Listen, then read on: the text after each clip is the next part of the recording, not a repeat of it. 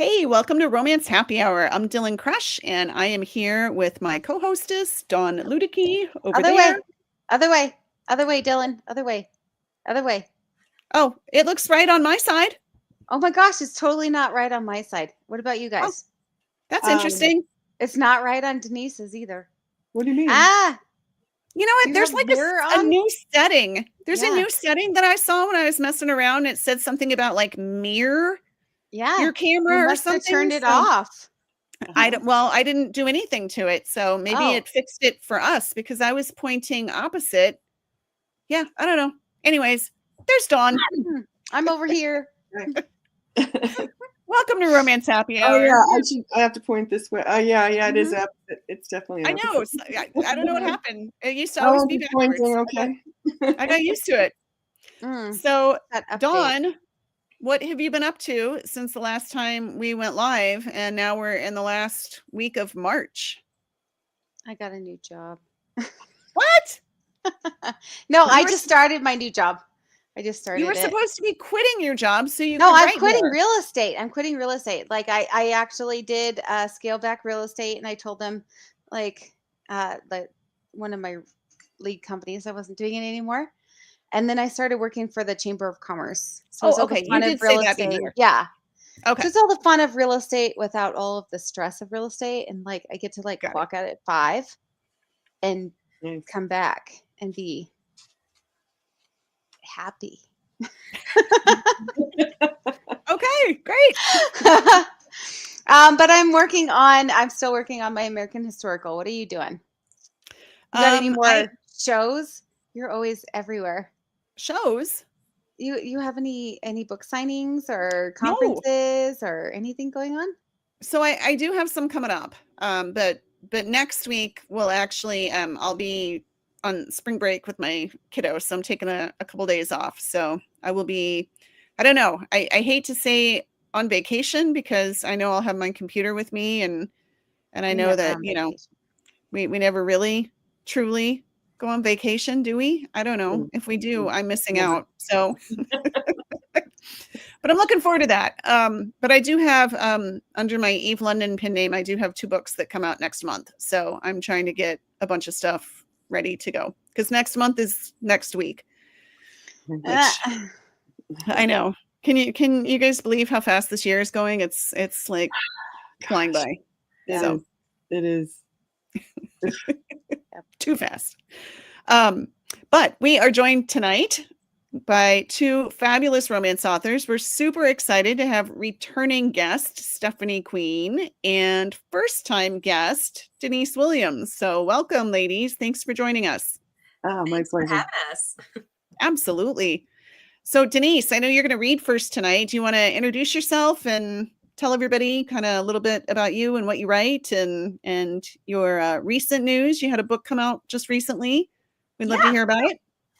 My name's Denise Williams. I use she, her pronouns. And this is just Our Luck, which came out on Tuesday from Berkeley. And this takes place in Des Moines, which is where I live. And so I was really excited to set a book in Iowa that wasn't in a rural setting, that's in a city that's in Des Moines, which is a great city. And this follows 2 characters. It's a fake dating, grumpy sunshine story where they win the lottery and it takes place in a donut shop. So, you know, for romance reasons, they end up pretending to be a couple to help save this family donut shop. And ultimately, this is actually a story for the heroine, especially about figuring out her own neurodivergence and figuring out and finding somebody who affirms for her that she is wonderful just the way she is. And so really looking at what it means to find somebody who makes you feel that way about yourself and who kind of helps you see that in yourself. So that's a little bit about the book. I happen to think it's hilarious, but actually the first reading I'm going to do is actually kind of the first, not the first, it's the first PG-13 moment that these 2 share that is romantic and sweet. And then it's not a real long scene. So if I have time, I'll read another one where you get a sense of their, I don't know, their playfulness, their banter, kind of their humor as they are trying to pull off this ruse of being a couple in the wake of winning $250 million. So yeah, big win. So Awesome. this is Sybil, and then this is Kieran. I'll be reading from his perspective in this first one. And he has gone with her to turn in the ticket to claim her big win. So All right. here we go. Oh, And I don't well, think I'll have to bleep anything out. I haven't read this in a little while. So, we'll have some surprises. we're going to pause you for just a minute. Oh, okay. We're not going to read yet. We're going to have Stephanie introduce herself and stuff. Oh, okay. Oh, all I right. love that you are ready. You're like ready Yes. and raring to go. We absolutely love that. But I'm going to have Stephanie introduce herself real quick and just tell us if there's, anything that you've got going on or have been working on or new Yeah. releases.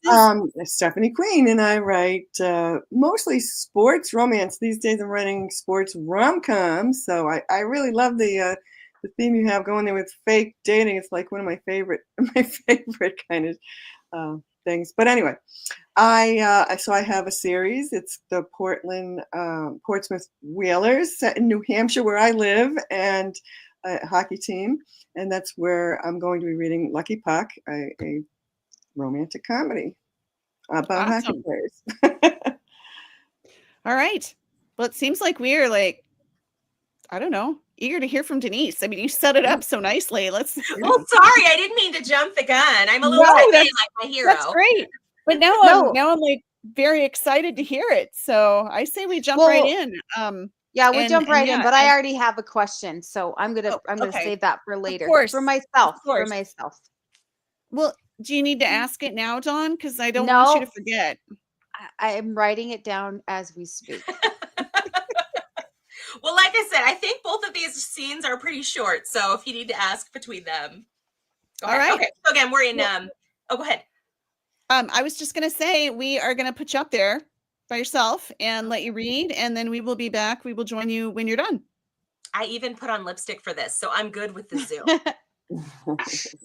Okay, so again, this is in Kieran's perspective. This is mid-scene, and the two of them are, I think I have them in an elevator as this gets started. So he asks, "Are you nervous?" She laughed, the bark kind of escaping as if without permission. Well, yeah. The elevator doors dinged and opened, revealing the lobby. I mean, what am I supposed to do with this much money? I can't even hold down a temp job. Well, those are temporary. I don't think you're supposed to hold them down. She narrowed her eyes for a second, but then I could see her wheels spinning again. I don't even have my own place. Her face fell again, something else behind her words I couldn't place, but she was visibly anxious, breaths coming faster and her eyes darting left and right. I've never once dated a decent guy who treated me well, and now I've got you, and no one will believe it. She sucked in a ragged breath. This whole thing is going to blow up in my face. You'll be fine, I said, trying to keep my eyes ahead. It's fine. I'm going to screw this up. I know I will. Her breathing sped and she started talking faster, the words tumbling out. And so many people will see it. There are so many things I have to do, but I don't know what they are. Do I take a lump sum or payments? And what about taxes? She looked up into my eyes, her irises catching the light in the room, and her voice was a whisper. What if I screw it up? She was panicking, and a drop of sweat slid down her neck, leaving a trail along her throat where I saw her pulse. I fought the urge to touch her there, to wipe away the evidence of her anxiety, but instead I took her hand in mine, earning a startled expression as we waited in the elevator vestibule. Breathe, I said, squeezing her hand. That's the only thing you have to do right now. Breathe, in and out.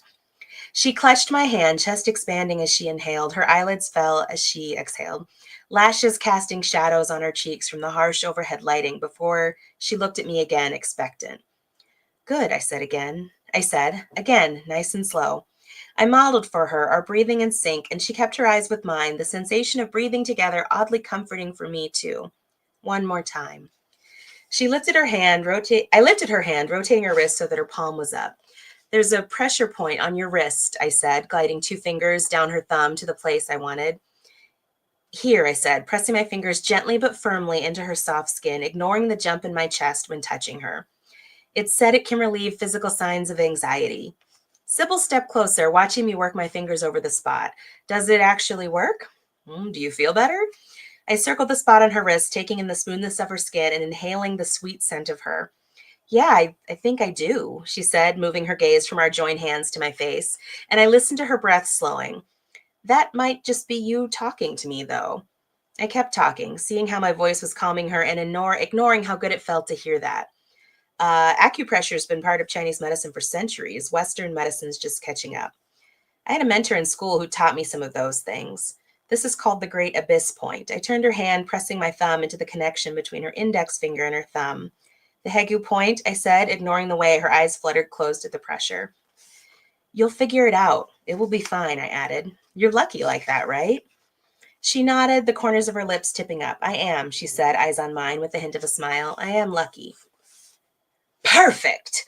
We both startled apart at Stewie's voice. Stewie is a local influencer. If you've read this, you know that, but that's who he is. I hadn't even noticed the elevator open again, and he came up behind us, but I dropped her hand and we stepped apart. What's perfect? Sybil was holding the hand I'd dropped, and my gaze snagged on how she skirted her thumb over the spot I'd rubbed, as if feeling where my fingers had been. The lottery sign was in the background, and you two looked all intense with your hands together and in love. Great photo. You want to see? He held his phone forward, but the receptionist returned just then, interrupting. Can I help you? Sybil's eyes widened, and she pulled the ticket from her purse again, but didn't say anything. Yes, she has a winning ticket, I said, nudging Sybil forward with my hand at the dip of her lower back. Congratulations, the receptionist said, tapping on her keyboard. Sybil approached as if the woman was typing on a boa constrictor and not a keyboard, and held the ticket out for inspection. The receptionist nodded politely, taking the ticket and typing something until her fingers froze and she made an O with her mouth and then checked the ticket again. You won big, she said, finally handing the ticket back to Sybil, who looked like she was going to vibrate out of her skin. I couldn't very well give her another hand massage, but I lowered mine to brush hers and she linked fingers with mine, squeezing, the gesture surprising me, and I tried to remember the last time a woman held my hand. The receptionist was about to say something else, but her gaze snagged on me and she slapped the desk. Oh my gosh, you're the guy from the donut video. My face heated. I had not planned to be part of this other than for Stewie's documentation. Gail, come out here. Another woman strode from behind the partition. It's the guy from that video. He found her. It's them. Love and donuts, Gail looked from Sybil to me. My daughter showed me that viral video. How sweet. That's us, Sybil said, squeezing my hand tighter. It wasn't a romantic move. It was a grip of panic, and I interpreted it as, if I'm going down, you're coming with me. This is just the sweetest thing, the receptionist added with a warm smile. I love stories like this, she said. You sit tight for a minute while I get our manager, who will take it from here.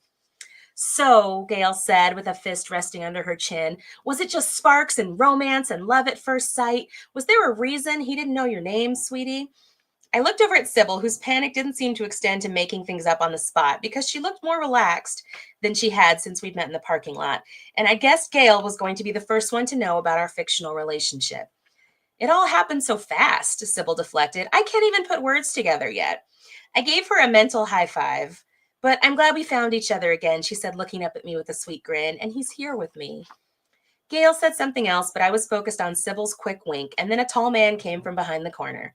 Sybil, sweet? He extended his hand. Congratulations, he said, motioning to the office nearby. Are you ready for your life to change? She looked at me again and I returned her vice grip. Yep, she said, looking back at him. Let's go change our lives.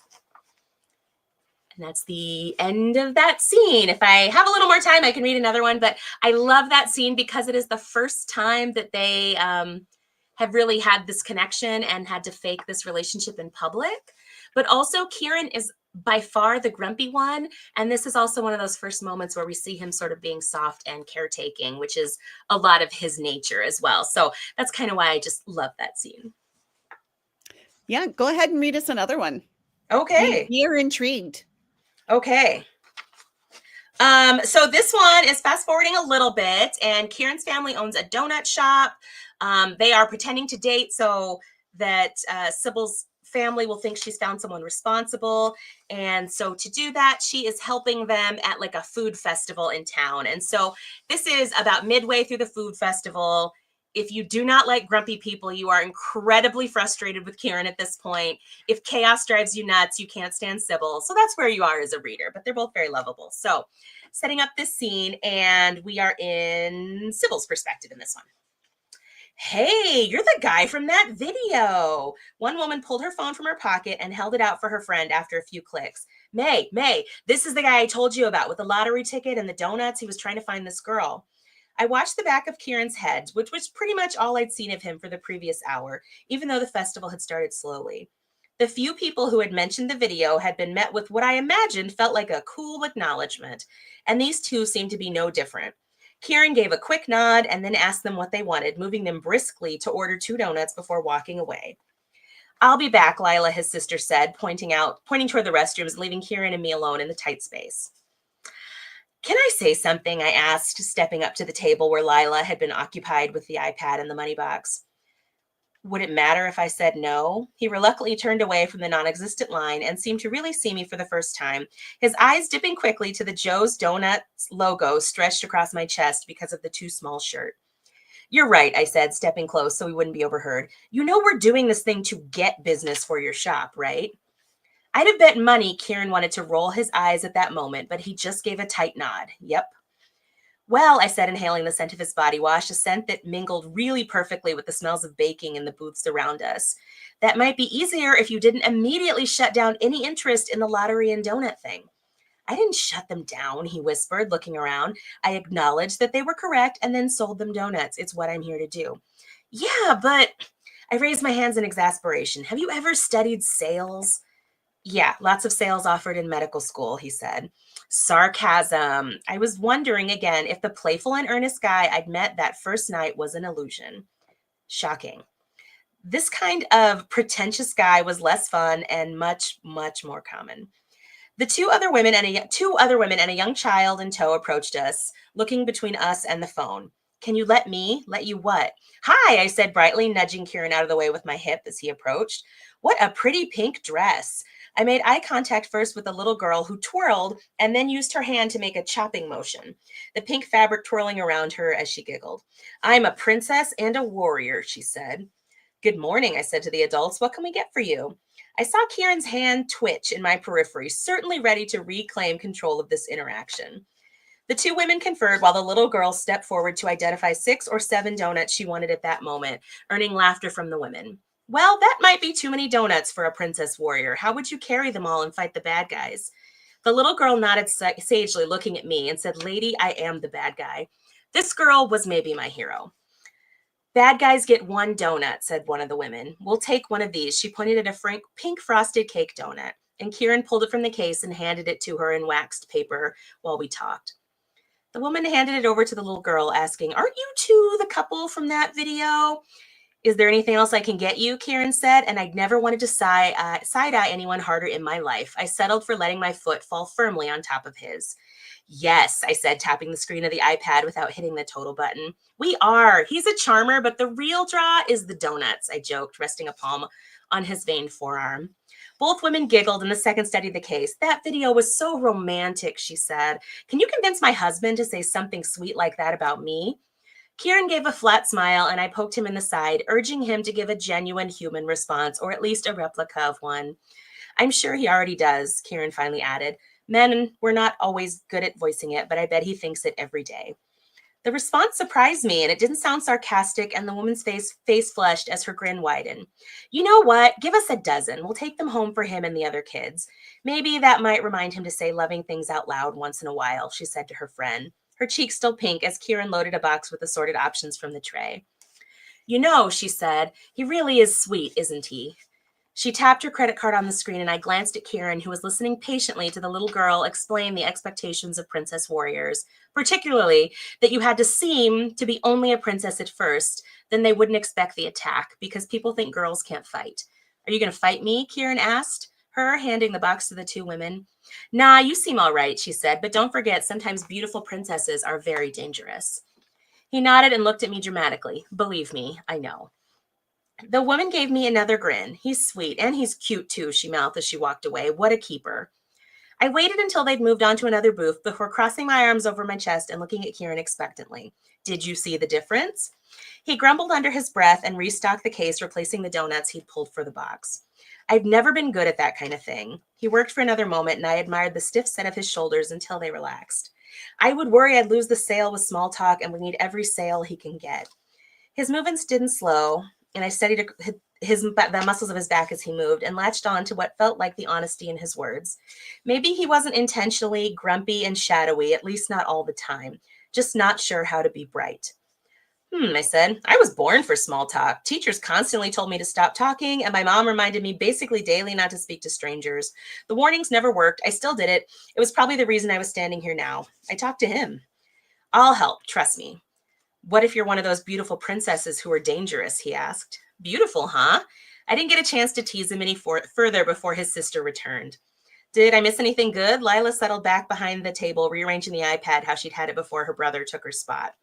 Just figuring out how to work as a team, I said. I couldn't shake the shift in his voice, the earnestness when he talked about losing sales. It made me want to make sure that this was the most popular booth at the festival. When Kieran turned and our eyes met, I held up my palm. Dream team, right? His gaze paused on my hand, and I worried he'd leave me hanging. Oh my gosh, a high-pitched voice exclaimed as the group moved to us from the neighboring booth. It's them! I grinned, wiggling my fingers, even now more worried he was going to leave me hanging, but his palm met mine, firm and warm. It was surely just the tight t-shirt causing the butterflies that swept through my stomach. Dream team, he said before moving back to help the group, voice lighter than before, as if it was completely natural. You're right, he said, it's us, and gave a small smile. Welcome. What can we get you? That's the end of that scene.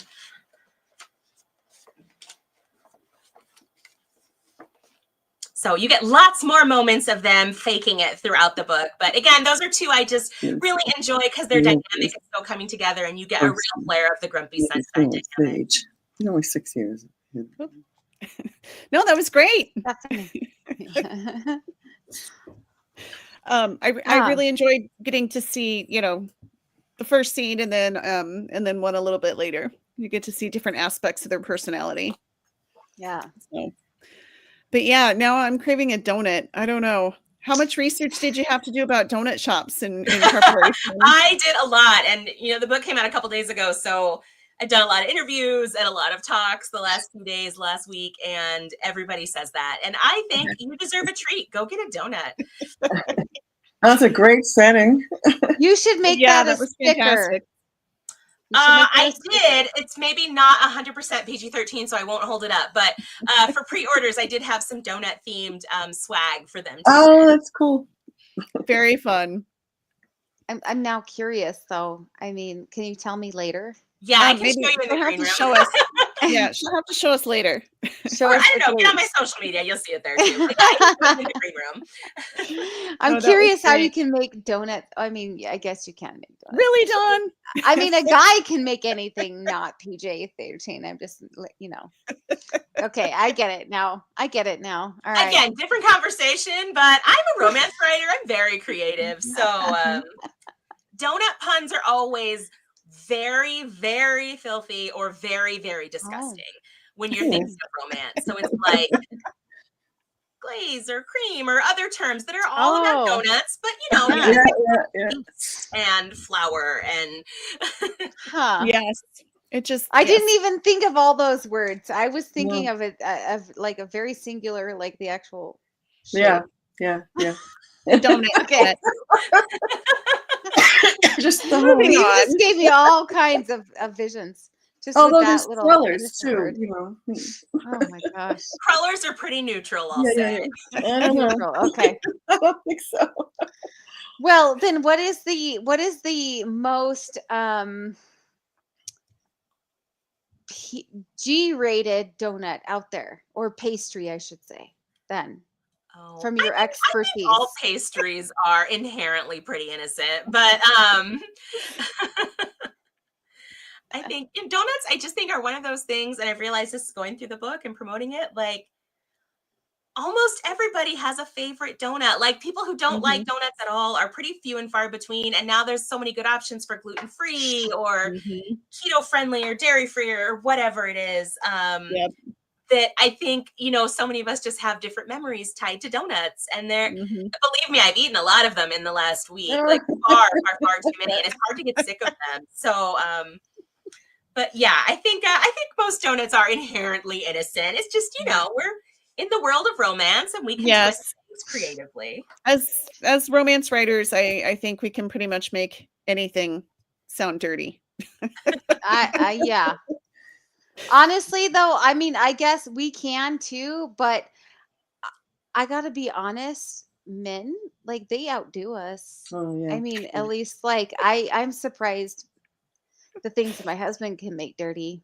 I'm just gonna say, I'm just like, Yep. really? That? There's a gender monopoly there, honestly. Yep. Yep. I was gonna say, yeah. I don't know about that, Dawn. But I do see we have a question from Diane. Hi, We Diane. do. And Hi. that's the question I was going to ask.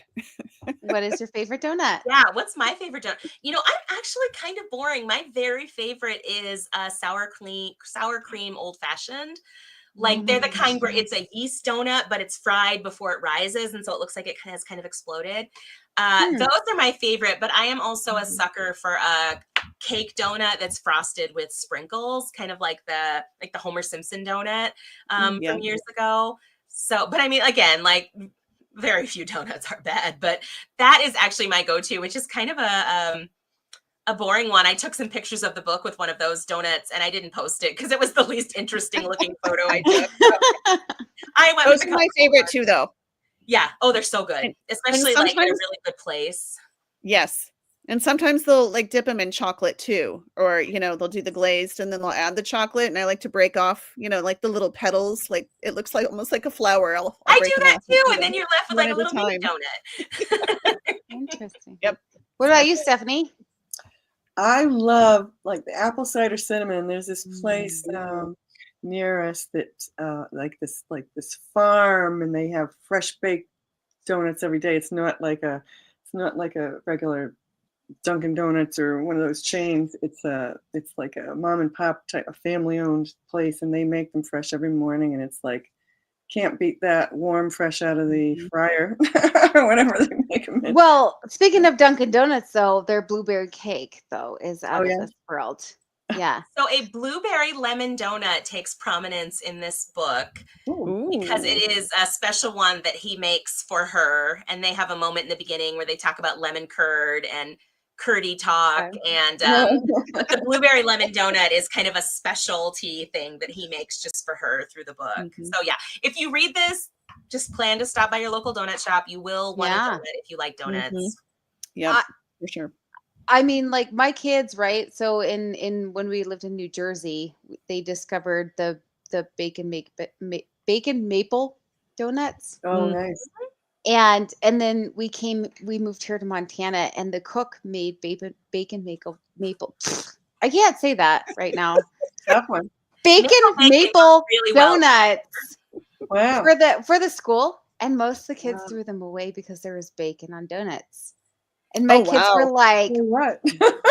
who the hell are these people? That's the whole point, right? We're no longer friends. Yeah, little bacon is unrivaled. A little potato chip like that, salty and sweet, is solid. Yeah. Yep. So what made you decide to set the story in a donut shop? Actually, the original working title for this was $10 million and a donut. And that came about from a meme that a friend of mine shared in like 2017, 2018, something on Facebook. And it said something to the effect of, I'm giving up on men. I'm done with dating. All I really need is $10 million and a really good donut. Oh, gosh, and she posted this because she was tired of dating. I think still kind of is. And I just thought that was a great title for a book. And so I put it in my little spreadsheet of ideas and just started a quick file. And I knew right away it would take place in Des Moines. That's where I live. I knew I wanted a story set here. And the idea that it was a family donut shop and that there would be fake dating involved and this lottery went, like all of that I knew right away. But then I set that book down. This is actually my 10th book since 2020. And I've been working on other things, other universes, other worlds. And so when I came back and it was time to start kind of a new, not exactly a series, but a new kind of universe of standalones, I thought, you know what, let's go back to the donut idea and really flesh out what does this look like. And that's really where the idea originated from. I usually start with the characters, but this one, the premise was like right there first. Yeah. Okay. So back to my question that I had before. Yes. What was your question? You were a military brat. I am. Yep. Yes. What branch of the military was your dad, mom? It was my dad. My dad was in the Air Force. My grandpa was in the Air Force, and my brother is in the Air Guard. So we're a military family, and I actually have my PhD in education, and my dissertation research was on student veterans. And so my next book actually features a veteran going back to school and just leaving the Air Force, and finally like tying in some of that knowledge. But yeah, grew up in the military and lived kind of all over. I was just gonna say all over. So I'm prior service myself. We were Coast Guard. My husband's retired. My son was in the Marines. We lived. Dylan likes to joke that we've literally either lived to or been everywhere anybody has ever been on this show. There is a handful. There are a handful of people that haven't. I've never lived in Des Moines, I will say, or been there. Well, you should come. There's great donut shops. I know, the Air Force doesn't move you around as much as the Marines or the Army. Yeah. So my brother and I were both born in Tokyo. Oh. Then we lived in London for 4 years, and then Southern California for 6 or 7. And they actually retired in the Omaha area. So my dad's out of the service now. They did other things and worked other jobs before they ultimately retired. But we didn't live a ton of places. But you lived in England, and do you remember any of that? It's funny. My son asked me that tonight over dinner. Not much. I was 6 when we left. So I remember playing with my friends. I remember sticking Barbies in tailpipes. I remember like the park and the things that we did. And I remember my school. And I remember visiting castles, but nothing about that to me was, this is England. It was just, you know, I'm 6. This is my life. This is what we do. Yeah. I tried really hard to get my husband to get us stationed in England, because it was an option for us, which with the Coast Guard, it's rare that it's like overseas that way. Yeah. But he wasn't going for it, and I was unhappy. You know, That's because he would have had to be underway for a year at a time with the Royal Navy. Oh, that's So hard. he's like, no, thank you. And I'm like, but castles. I don't remember this, but my mom tells this story. We were visiting some castle. I don't remember what castle. And somebody working the gardens came out, and it was a man, I'm pretty sure, in like a flannel jacket or something. And my brother was 2 or 3 and just yelled out as loud as he can, "Look, it's the Queen!" And then everybody, rushes over to try to get a view of the Queen, who is this gardener. I don't remember that story, but I do remember my mom telling me. Oh, that's awesome. That's funny. Awesome. So it's a great way to grow up, and I think it makes you adaptable. But it's nice. It really to does. Get roots. Nice to. I've been in Iowa. I did my undergrad here. I've been back for a long time, probably 17 years. So this is the longest I've ever lived anywhere, and feels like home now. Yeah, I mean, so me, like, right, I had roots in Montana, and I just couldn't wait to get away and see the world. And I got away and saw the world, and my kids grew up seeing the world, and then they couldn't wait to grow roots. So I think it's like grass is always greener on the other side. Like you're either going to grow your roots or you're going to be the dandelion. But, it is. And, then you're an adult and you get to decide what you want to do for yourself. Decide. I love it. Because my daughter, she's never leaving Darby, which is like 800 people in the town. She's never leaving here. Wow. But my son, he's out, he's gone. So, yeah, I mean, you never know. I love it. But sorry, go ahead. No, you go ahead. I was going to take us back to questions. One of the questions that a lot of our guests get asked is, where did you get the inspiration from the story? So was it your friend's Facebook post meme? I mean, that's where it kind of started, but then how did it develop then into your book? You had to do something with that, the donut and $10 million. Yeah. So, inflation. So the jackpot kicked up a bit. And I'm trying to remember, because again, I wrote out the first few chapters years ago and then set it aside. But I loved Sybil, especially as a character. And I love her because she's very different from me, which about halfway through this book, I regretted, because she was hard to write for me because she is so different from me. She's very positive and very helpful and very kind. I think she's often described by maybe reviewers as a bit chaotic, which she might describe herself that way too. But again, really, she's figuring out her own ADHD and how to work best from her own strengths and move away from this sort of deficit model she's always been compared to looking at, gosh, how do I take what I'm good at and like be really good at that? And so that's a little bit about her. And again, she's just so positive and so like here and there and everywhere. And she reminded me a lot of people I know. And I have so many friends who have gotten an ADHD diagnosis as an adult. That's just something I think, especially through COVID, so many people started to see themselves as like what was out there and what could be normed and, you know, what was other people were going through. And I wanted to write that. But I also really love that dynamic of Grumpy Sunshine, where neither of the characters is, what I hate when it's Grumpy Sunshine is when the sunshiny one is like, let me teach you how to live. And then the grumpy ones, you're like, you're right, I don't need shoes. Like, that's magic for some people. I hate that dynamic because I feel like I'm the grumpy one. I want to be honored in my grumpness. And so I love shoes.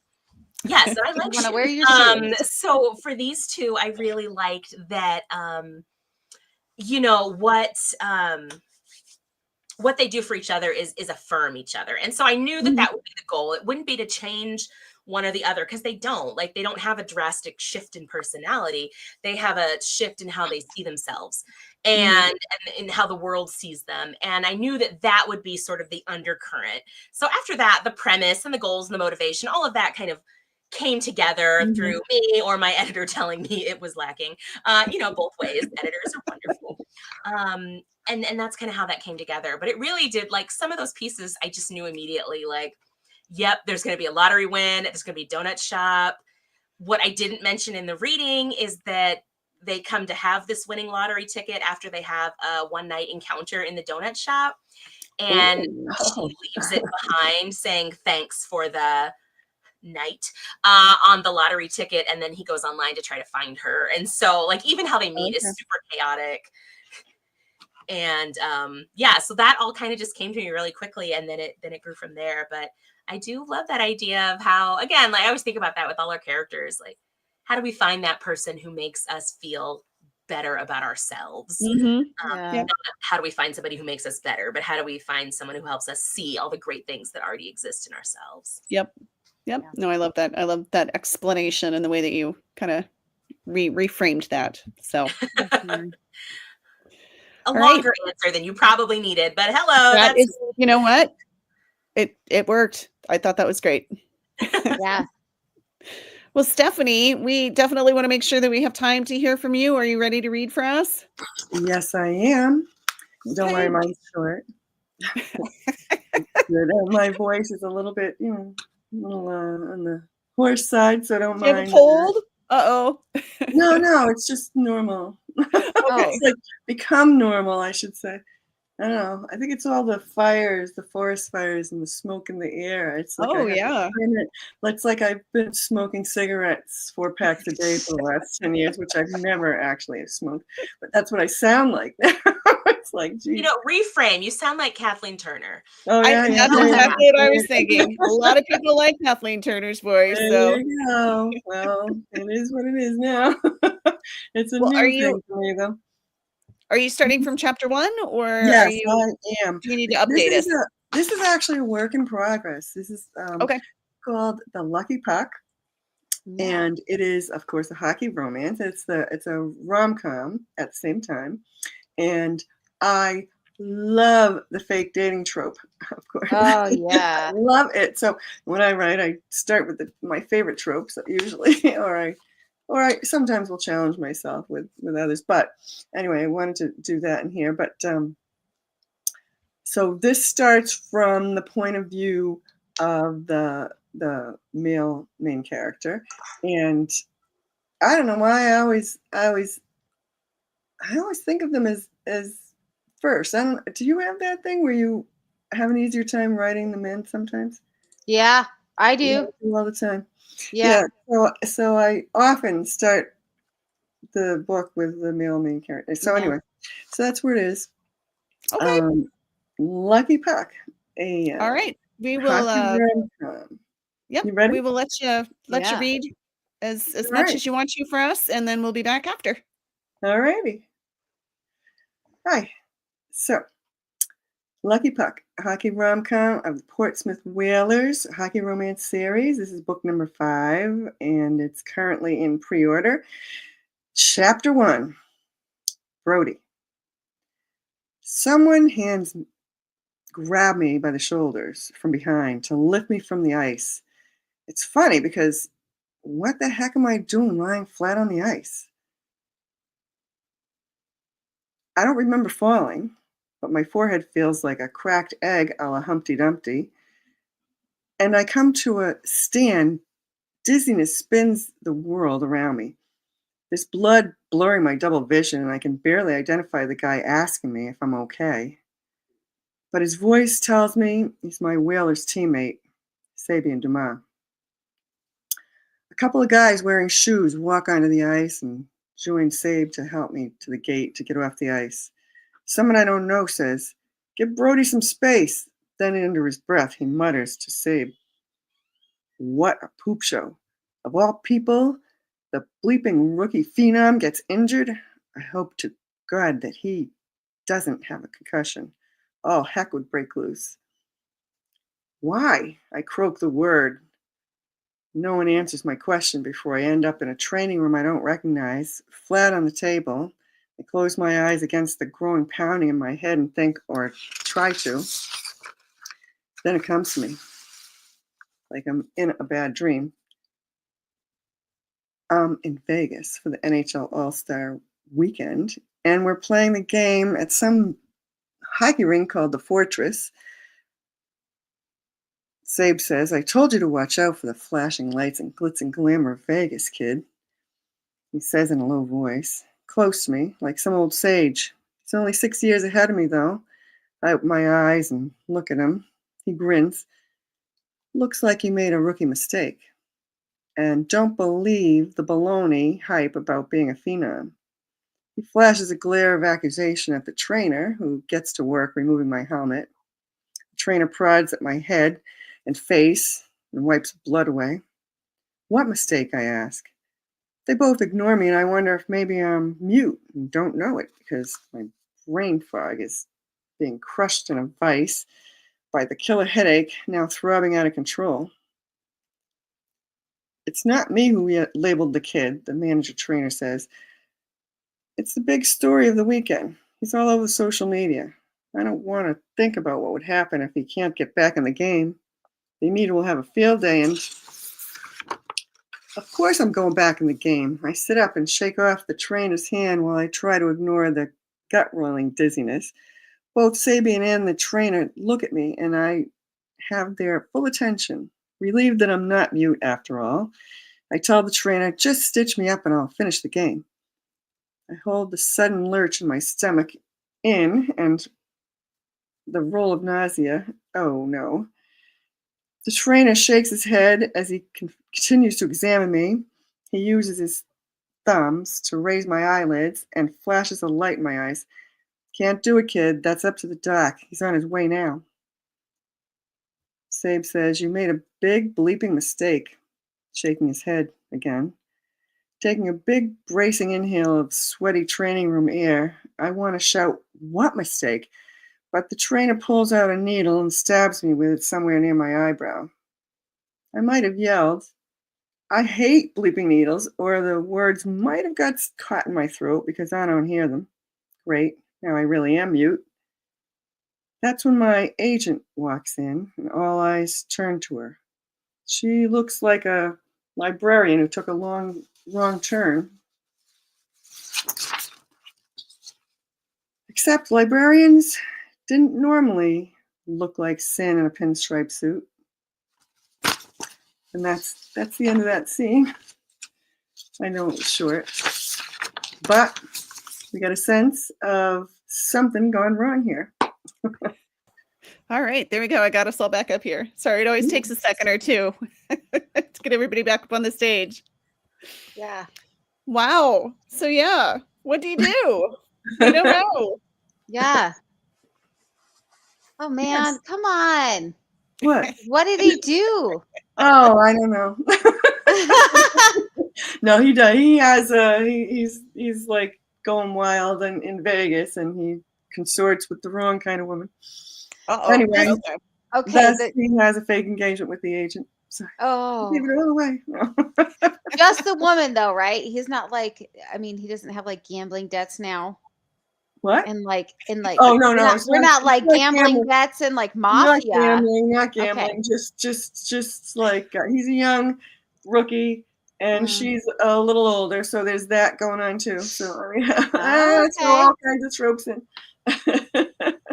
All right. Well, proximity. We got. This What? actually leads me into one of the questions that I wrote down is how do you pick your tropes? Excuse me? How do you pick your trope? How do you pick your trope? I'm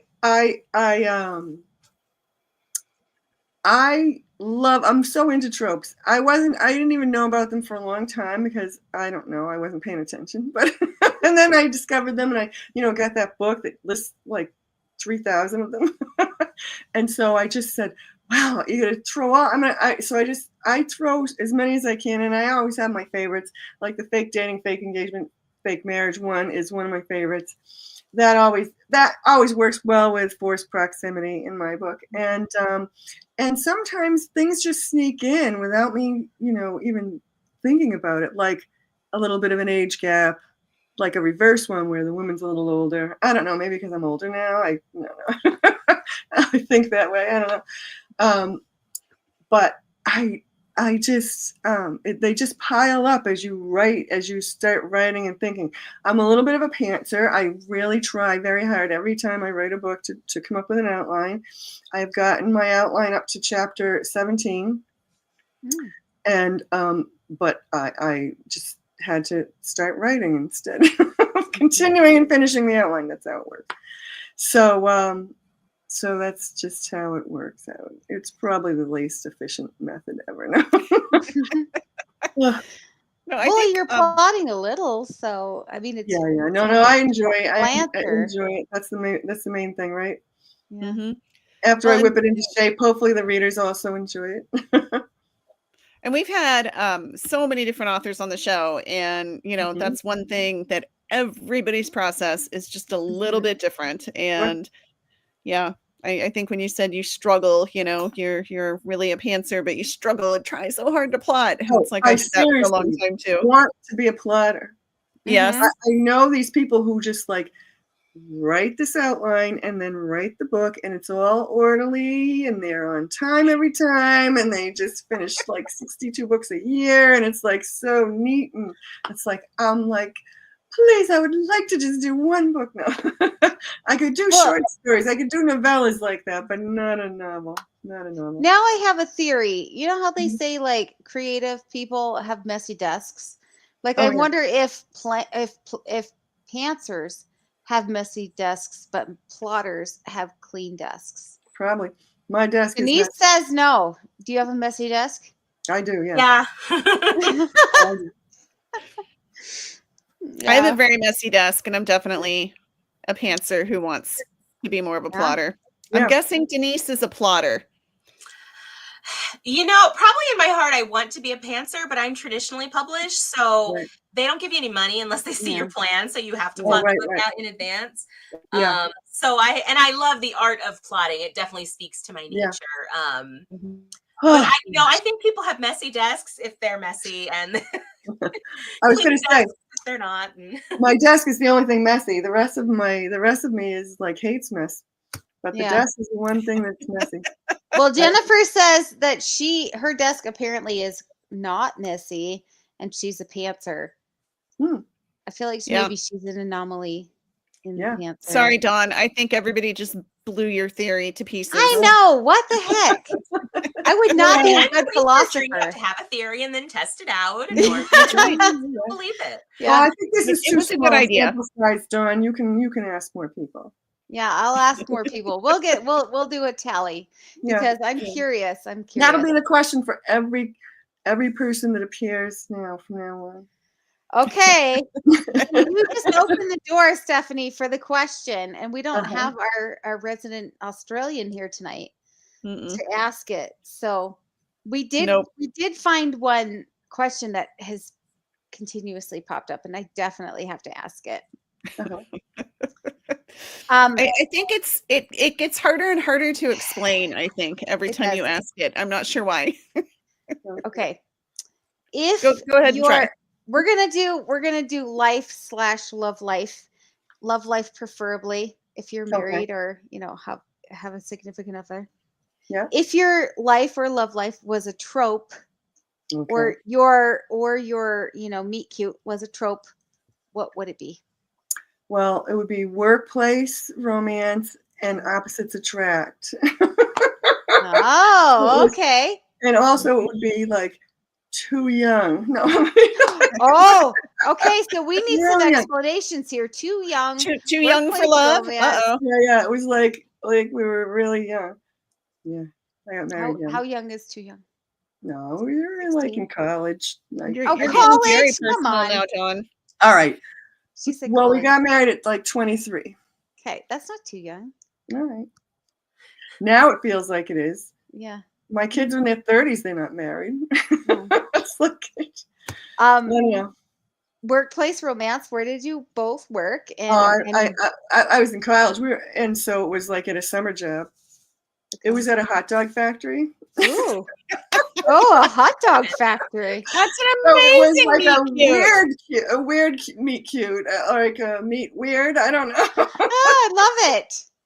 It was a meet It was in cute. the ladies' room, Ah, the ladies' locker room.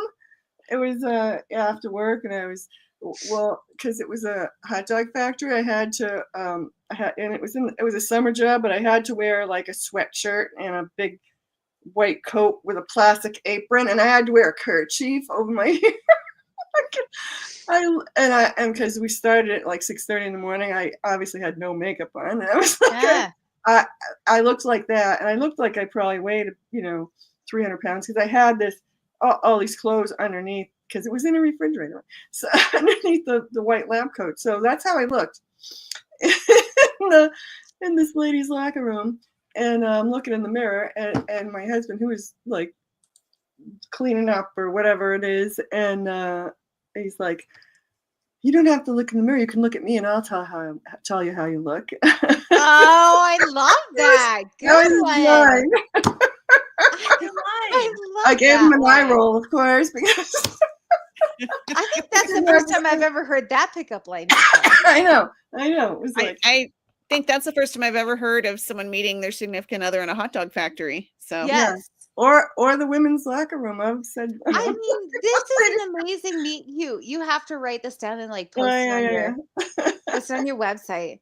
And then so you said your second chance romance, they can meet at a hot dog factory working in the summer. And then meanwhile, she walks in and he played hockey the whole time I knew him until a couple of years ago. He's been so you're like, I met you in a hot dog factory, but you play hockey. I mean, oh my gosh, that's a story. That's a whole book right there. Oh my gosh.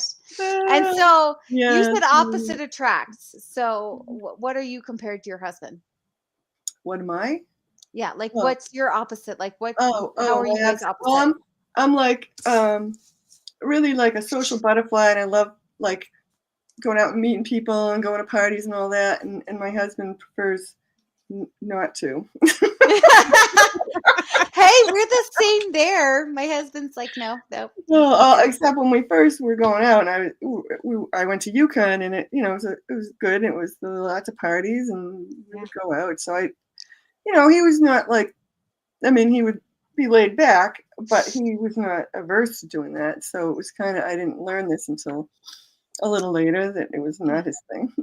It's like the husband. They hide it until after they put a ring on it, guess right? when in Rome, you have to, party when you're at a college campus, right? Yeah. They hide it until after you got a ring on, and then they're like, guess what? I'm an introvert. Guess what? I would rather not be in a large group of people I don't know. Hey, I didn't know until after we'd been married for like 15 years that my husband doesn't like soup. Oh. You've been feeding him soup all these years? I have. It's like one of my favorite things to make. You just throw it in the slow cooker and it smells good all day. And I said, why don't you ever finish your soup? And he said, I don't particularly care for soup. And I was like, Oh, I felt like I said, our whole marriage has been a lie. It's the dog under the table all these years. see, I know. see, Dylan, this when you is where think you you know a need to use person. it. This is where you need to use it to your advantage, because now when you're mad at him, I make like to be passive aggressive. So when I'm mad at my husband, I will feed him squash, because 2 years ago, my garden was so full of squash that he vowed never to eat squash again. And so I get in trouble every time I do it. So when he pisses me off, we have squash at dinner. And I'm like, guess what? And that's a signal. I'm mad at you. Major Yeah. clue. I don't know. Denise is That's being a- very quiet. I think you Yes. probably have some secrets to share, don't you? She does. I Not can really. My see it. husband does more of the cooking than I do, so Oh my gosh. Where did you find him? we're clued in there. Well, you actually have to be careful, because now he could be passive aggressive to you. Yeah, nah. Okay, so Denise, though, what is your tropes? What are your tropes? You know, I was trying to think about it. A little bit opposites attract, maybe a little not exactly grumpy sunshine, but maybe a little bit of it. I'm pretty like out there and extroverted, and that's not usually his jam. But yeah, we don't have a super cute story. We met online. So it worked out for us, but yeah, there was no cute like hot dog meeting point. So I know, that's almost as bad as the donuts, right? so you know, it kind of works out. But yeah, we don't have a great meet cute story, but we have a pretty good meet cute marriage. So it worked out in the end. Well, I mean, Your the success whole, story. yeah, Meeting online and actually like having it work out. That's a success story. So well, and it's a trope too. That's your trope. It is. Online dating. Like, Yep. and so how are you guys? How do you mesh? Like, are you opposites attract? Are you samesies? No, we're pretty different in a lot of ways. My job is in education and very like public facing things. I mentioned my book launch event the other day was like over 500 people, and folks were like, were you nervous? And I was like, no, like being on stage, that's my happy place. And like that feels very like comfortable for me. And he's very much like if I could just like work alone in my cube most of the time, you know, he'd be really happy. So, you know, I think in that way we approach the world different, but our values really align, and like what we care about and where we want to put our energy and how we raise our son, like all of that, it's really in line. So it's more just kind of how we come at problems and like come at issues and things like that. It's just a little bit different. Okay, so I'm going to spin this then and ask boy. you one more question. And so I apologize in advance for anything that comes out of Dawn's mouth after this moment. You don't actually have to, because if your husband was an archetype, what would he be? Both of you. Oh, archetype, your husband. Strong, silent guy. Like the librarian. What? Like I do the books, so like I think like that's the female. The professor. Oh, wait. Oh, you. No, I'm just like archetypes, like what kind? Yes. The book character. I thought you were talking about my husband. I'm sorry. No, your husband. What? He's. I'm comparing it to like a book silent, that you have in my you know, big guy, macho. He's Italian. Big macho. He's Italian and Irish, I should say. Oh, yeah. That's all you had to say. Hockey player. Okay. What about you, Denise? I don't know that I'd fit him into any of the archetypes, really. He's pretty much a walking green flag, which is what I write in my heroes. Like, I'm not good at writing alphas. I've tried. It doesn't work. So I generally write pretty like emotionally resonant, kind of green flaggy type of guys, and cinnamon rolls. And that's kind of how I classify my husband, I guess. But so your husband's a cinnamon roll. Kind of, yeah. That's awesome.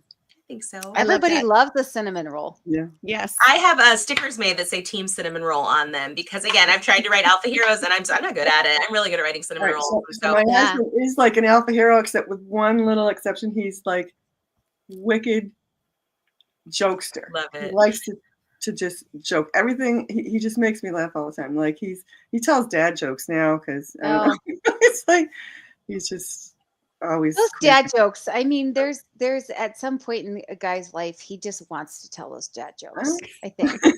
He So does. my debut novel, the hero tells dad jokes all throughout. Yeah. It's just his thing, and it's Even when I they're think not very dads. endearing.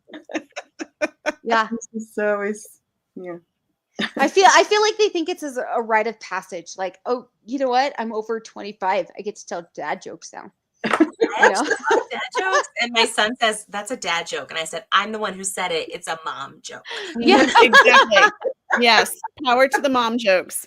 Yes, Yeah. your gendered expectations about bad jokes out of here. That's This one right. is Yeah. Well, we are about out of time. Yes. So thank you for a great conversation and for sharing more about yourself that you were probably expecting on tonight's yeah. Romance Happy Hour. Dude, That's how we like it to was do. fun. It was real fun.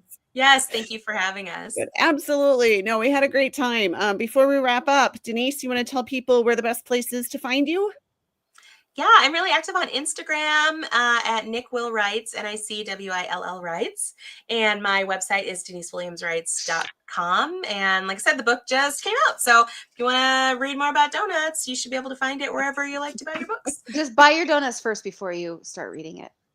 Buy the book Yeah. and the donuts at the same Yeah, time. unless you're doing audio, in which case the drive-through works really well. My audio Oh, narrators perfect. are chef's kiss amazing.